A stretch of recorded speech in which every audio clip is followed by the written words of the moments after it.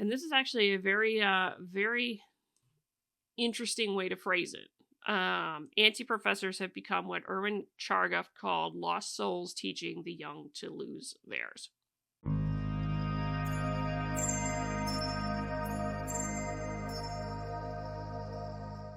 stumbled over this interesting piece from the Heterodox STEM Substack. How to be an anti-professor. A little bit different, and certainly not quite what you would think. Randy Wayne writing here his guest post. I thought it'd be interesting as a quick bit to run through. How to be an anti-professor, Randy O. Wayne. In the chapter entitled The Fight Against Genius, William H. White Jr. wrote in The Organization Man, suppose for the moment that you were given this mental exercise. Without knowing anything about how scientists work today, you were to imagine what would happen if the social ethic were applied to science as it has been in the rest of the organization life. The chances are that you would imagine, among other things, that 1. Scientists would now concentrate on the practical application of previously discovered ideas rather than the discovery of new ones. 2. They would rarely work by themselves, but rather in units of scientific cells. 3. Organization loyalty, getting along with people, etc., would be considered just as important as thinking. 4. Well-rounded team players would be more valuable than brilliant men, and a very brilliant man would probably be disruptive. Lastly, and most important, these things would be so because people believe this is the way it should be.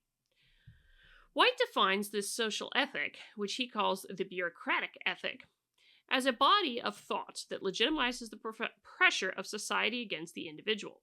That is, there is a belief that 1. The group is the source of the creativity, 2. Belongingness is the ultimate need of the individual, and 3. Belongingness can be achieved by the application of social, organizational, and merchandising science that creates organizations with money everywhere but not a cent to think. The Organization Man was written over 60 years ago, but White's mental exercise has become today's reality. White goes on to say, the outstanding genius would not prostrate himself before the group. The mediocre would do it whether anyone asked him to or not. But in between these extremes lie the bulk of our scientists, and they, just as much as junior executives, have had to acclimate themselves to the organization way. What does it mean to be a professor in today's academic bureaucracy? Now, what he is getting at with this is that, again, focusing on the universities here because, and I do a lot with the talking about universities because that's where the next generation of scientists are trained at the moment. There's a crap ton of bureaucracy in a university. Gotta say, there is quite a lot of it. And it's just does sometimes leaves one to wonder whether or not it's actually all that good, and all that meaningful. So let us get a little bit further into this. What does it mean to be a professor in today's academic bureaucracy? The word professor comes from the Latin word profittere, which means to declare publicly. You didn't think that would be the origin of the word, but, etymology is a thing. Here, and that's the etymology of that particular word, profittere, which means to declare publicly. With the bureaucratic ethic found in colleges and universities today, this takes a certain amount of courage. Coco Chanel was known to say, quote, the most courageous act is still to think for yourself, aloud. In some respects, being a professor should be one of the most courageous callings, yet it is not common to find people in a profession with the title professor who are able to profess their beliefs aloud in today's cancel culture. In fact, the bureaucratically bloated academy that is run by both authoritarians and the mob has given rise to the anti-professor. One becomes an anti-professor not by not being courageous, by not thinking, or by not professing one's beliefs out loud. Now, far more concerning is the effect that anti-professors have on students, according to James Gibson and Joseph Sutherland.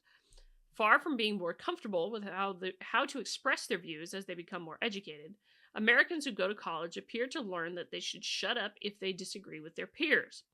As a result, it is not those who feel that they have little to say about politics who have learned to hide their aberrant views. Rather, it is those who live in the most urban and educated parts of the country. Anti-professors have become what Erwin Chargaff called lost souls teaching the young how to lose theirs. Yeah, Now, I will say this is not true of all professors. This is certainly not true of all faculty and all researchers. There are some very, very, very good ones that do actually encourage students to express their views and push back in the face of the nonsense. Here, and you have seen that actually with some of the professors on Heterodox STEM who've written for this particular Substack. You've seen it with respect to Lee Gissam and others in Unsafe Science. I have certainly known it with respect to university positions. And people that I have interacted with who are at universities. But it is certainly a culture, and there certainly are also professors that, fall into this category also. And this is actually a very, very interesting way to phrase it. Anti-professors have become what Erwin Chargaff called lost souls teaching the young to lose theirs.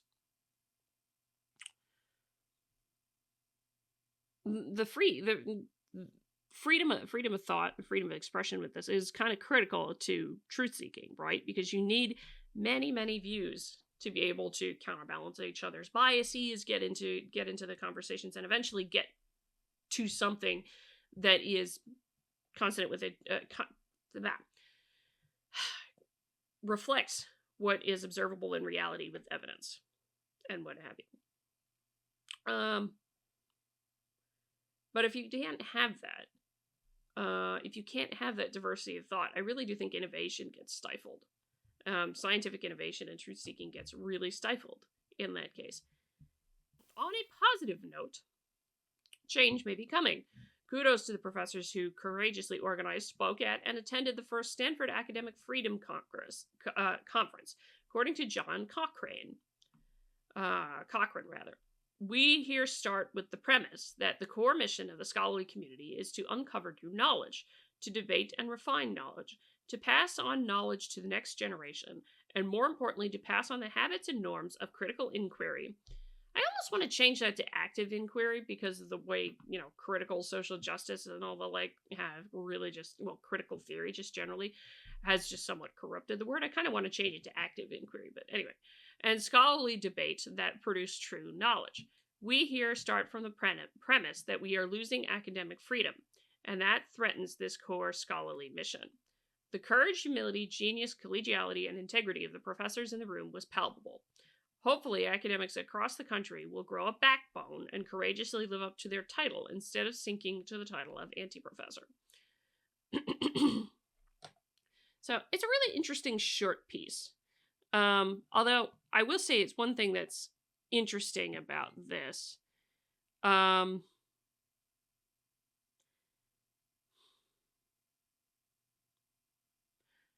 presuming what he's getting at is the professor is one who doesn't necessarily go along with everything in the crowd. Here. And the anti-professor just kind of goes along to get along and is scared to actually profess beliefs and to, more importantly, embody that notion of free expression and constructive disagreement. And that's actually what I think needs to get taught more to students than anything, is how do you have constructive disagreement with people, and remind students that, hey, you may fundamentally disagree with somebody. That doesn't mean they're human. Strike that. My apologies on that one. I said that completely wrong, but constructive disagreement to help students recognize and remember that just because somebody fundamentally disagrees with you doesn't mean they are lesser than. Let's put it that way. And so that's where it's lacking to a certain degree. And I think, professors can be the one to teach that kind of thing with constructive disagreement, if you will.